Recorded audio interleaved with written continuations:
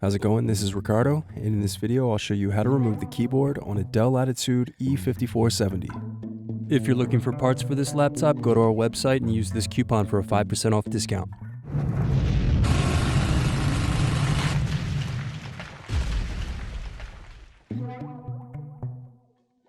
First loosen screws, then use fingers to separate and remove base cover.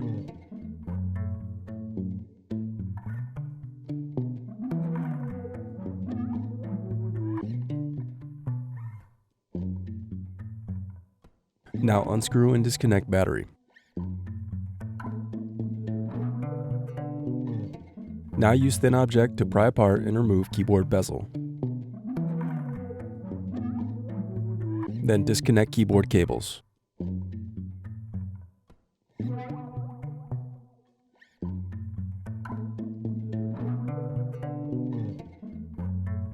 Now unscrew and remove keyboard.